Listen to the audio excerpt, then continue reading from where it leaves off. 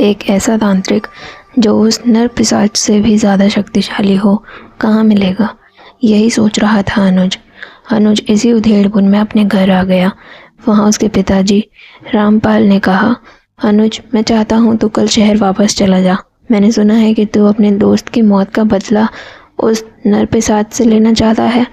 इन सब चक्कर में मत पड़ और शहर चला जा।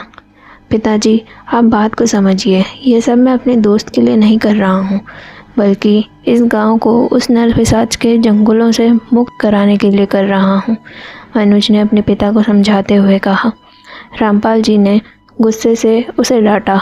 मैं तुझे जो कह रहा हूँ बस वही कर। कल अगर तुझे कुछ हो गया तो हम क्या करेंगे। आज तक उस तांत्रिक से कोई नहीं जीत पाया, न जीते जी और न उसके मरने के बाद। अनुज बहुत डर गया था। वह अपने पिता के गुस्से को जानता था।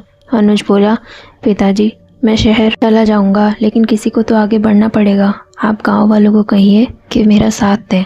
अगर सब मिलकर इस समस्या से निकलने की कोशिश करेंगे तो हम सब बच पाएंगे, नहीं तो एक ना एक दिन पूरा गांव उसका शिकार बन जाएगा।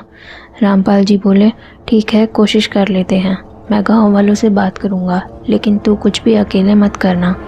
अनुज मान गया। अगले दिन गांव में पंचायत रखी गई। उसमें फैसला हुआ कि गांव के 4 आदमी दूसरे गांव जाकर तांत्रिक ढूंढेंगे। उनके साथ अनुज भी जाएगा। अगले दिन अनुज अपने साथ गांव के 4 लोगों को लेकर सुबह ही निकल गया था। वे सब दूसरे गांव गए।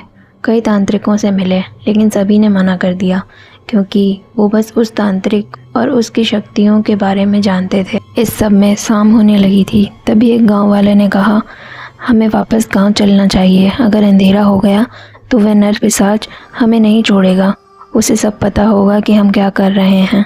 सबने उसकी बात का समर्थन किया और गांव की ओर चल दिए। गांव तक पहुंचने से पहले ही अंधेरा होने लगा। यह देखकर सभी डर गए। अनुज ने चारों को रोका और कहा, भाइयों, अंधेरे में जाना ठीक नहीं। मैं पहले ही अपने दोस्त खो चुका हूँ। हम यहाँ किसी धर्मशाला में रुक जाते हैं। चारों गांव वाले भी डरे हुए थे। वे मान गए। सभी वापस मुड़ गए, लेकिन तभी उन्हें किसी के रोकने की आवाज़ सुनाई दी। अनुज पीछे मुड़ जाना चाहता था। तभी एक गांव वाले ने उससे कहा, ऐसी गलती मत करना। यह उस नर पिशाच की चाल है। पीछे मुड़कर देखा तो वो तुम्हें अपनी ओर बुला लेगा। अनुज भी डर गया और वापस चलने लगा। तभी उसके कानों में आवाज़ पड़ी, रुक जा दोस्त, इतने साल की दोस्ती अब दोस्त को अकेला छोड़कर जा रहा है। यह नर पिशाच मुझे रोज़ मारता है, मुझे बचा ले। अनुज पीछे मुड़ा और देखा एक खेत की पगडंडी पर उसका दोस्त राहुल खड़ा रो रहा था। उसके कपड़े फटे हुए थे। उसके कपड़ों पर कई जगह खून लगा था। उसके हाथों से भी खून बह रहा था। अनुज रोता हुआ अपने दोस्त की तरफ तेजी से भागा, लेकिन गांव के 4 लोगों ने उसे तेजी से पकड़ लिया। अनुज चिल्लाने लगा, छोड़ो मुझे, मेरा दोस्त बुला रहा है, मुझे उसे छुड़ाना है। तभी एक गांव वाले ने उसे थप्पड़ मारा, बेवकूफ़, तू तो मरेगा ही, हमें भी मरवाएगा। वो तेरा दोस्त नहीं है। नर पिशाच ने उसे अपना चेला बना दिया है। वह अब तेरा दोस्त नहीं है। नर पिशाच मार डालेगा हम सबको। अनुज की हालत ख़राब हो गई थी। वहीं ज़मीन पर बैठ गया। एक ने उसे पानी पिलाया। उसकी आंखों से अब भी आंसू बह रहे थे। 2 आदमियों ने उसे उठाया और अपने साथ लेकर आगे बढ़ गए। 5 अब एक धर्मशाला में रुक गए थे और सुबह होने तक का इंतज़ार कर रहे थे। सब ने फैसला किया कि उनमें से बारी बारी एक जागता रहेगा, कहीं अनुज उठकर उधर न चला जाए।